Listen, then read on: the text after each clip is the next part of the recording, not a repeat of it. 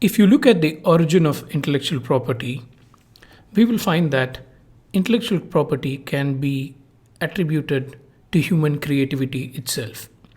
Human creativity, as we know from certain ancient cultures, there was no concept of creativity that existed in ancient cultures.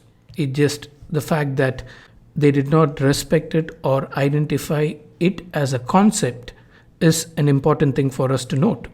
In fact, creativity was attributed only to divine origin. In fact, at one point in the ancient cultures, art was regarded as a discovery that you make and not something which you create on your own. So, art was a discovery, and discovery is not something that was created.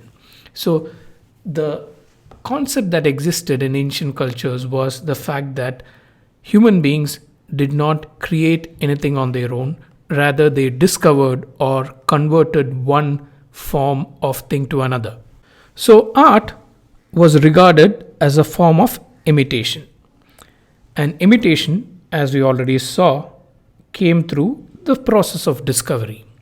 Now, this philosophy regarded that God was the creator and all the other things were the created things. So, you had the created things and you had a creator.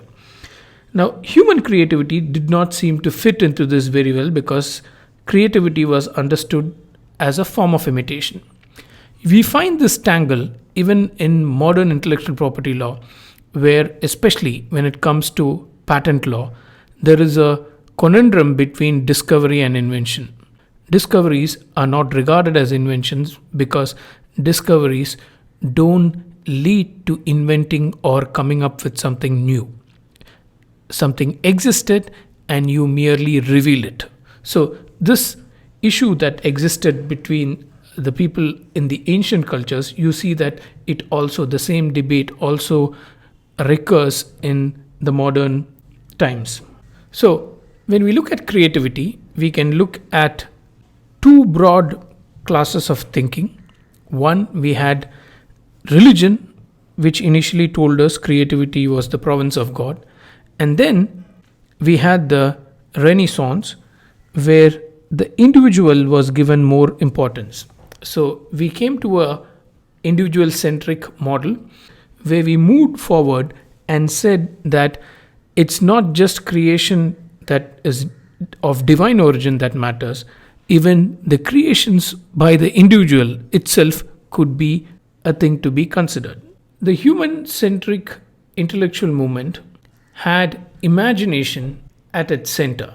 It was regarded that a genius is a person who was imaginative and who had a vibrant imagination, whereas talent was something which was below the level of a genius. So you could have talent to do ordinary tasks, but to do the extraordinary, you had to be a genius. Again, this is something which we will find in modern intellectual property debates. An inventor is somebody who has the spark of a genius, whereas a skilled person or a person skilled in the art is just a talented person. So, how does patent law decide, or how does patent law determine that there is a difference between normal talent and that of a genius? They merely look at the fact whether a skilled person, who is an ordinary person in that field, could have come up with the invention. If the skilled person could not have come up with the invention, then patent law regards that as a work of invention. Or rather, the patent law regards that there is an inventive step, which is similar to the contribution of a genius. So, human creativity revolved around human imagination, and human imagination was something that was attributed to the work of a genius. So, creativity came to be equated with domain changing contributions. So, you could look at some seminal contribution that led to creation of a domain or changing the knowledge in that domain. There were various theories on creativity. You had psychology, theories in psychology, and theories in cognitive science as well. Now, imagination, it was believed that imagination led to new ideas, and the new ideas came up because of operating in predictable ways. And these predictable ways mapped or had relevance to existing concepts. So, in a way, imagination had to do something with what was already there.